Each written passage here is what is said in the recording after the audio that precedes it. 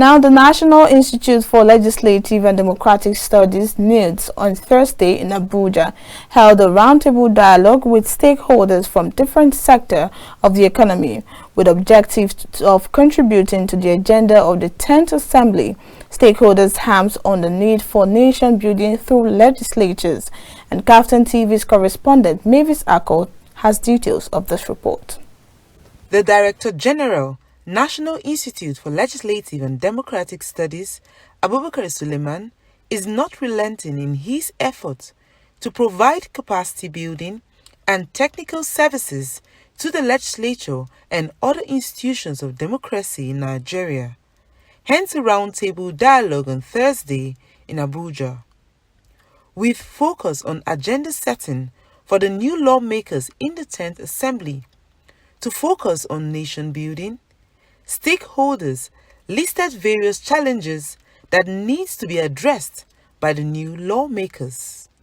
Issue of criminalizing the estimated bill.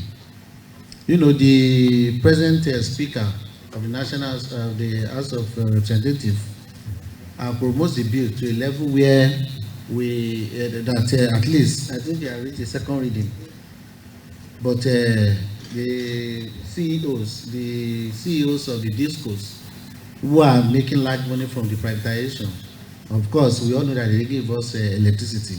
Don't want us to estimate, that the estimated billing should be criminalized. I think it should be criminalized, and the power sector should even be renationalized. OECD agreement, that Nigeria pull up from, how does it affect the illicit financial flow, especially the area of transnational, corruption like, money laundering? How does the OECD agreement affect that? So the incoming National Assembly need to look critically into that and look at the cost effect of pulling out of that from that agreement, and how does it affect our tracking, repartition of assets, laundered abroad. We don't have a trade remedy institution in Nigeria to be able to help us defend the Nigerian economy against unfair practices arising from international trade. So I know in the 10th National Assembly, the AFCFTA Committee, National Action Committee, and other stakeholders will be approaching the 10th Assembly either in form of executive bills or even in form of private member bills. Others emphasize the need for lawmakers to be selfless in a bid to drive investment.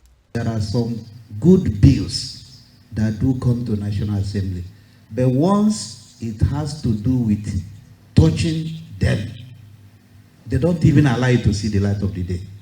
Somebody like Ben Bruce, when he was in National Assembly, there are a lot of bills he brought, but the bill will always die at the second reading stage because it will have something to take away from them.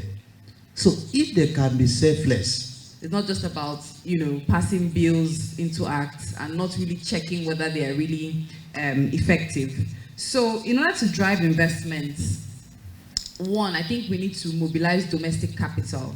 So we have a lot of people in Nigeria that have money. We have billionaires, we have industrialists, but a lot of people actually are afraid to invest in Nigeria. People are changing their money to dollars and moving it outside. So we have a lot of capital flight leaving the country. In Nigeria, we need to create laws that would, give people incentives to invest locally.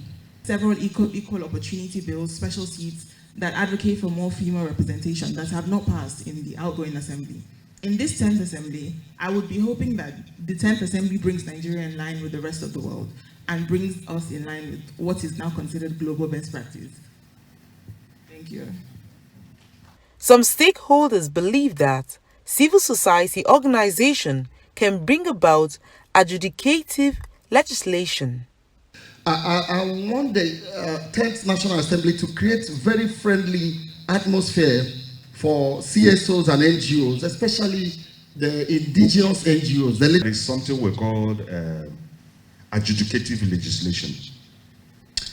And how to bring that to bear will be through the CSOs.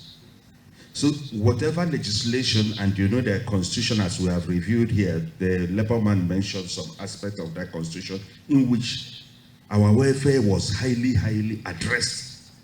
Now, if the CSOs then can cover that area, knowing fully well that the legislatures will not take any action, what do?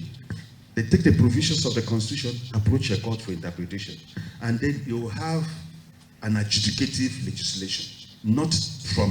At the end of the roundtable dialogue, 10 agenda points was noted, which is expected to address the various issues in the country by the 10th Assembly. From the nation's capital, Mavis Ako, KAFTAN TV News.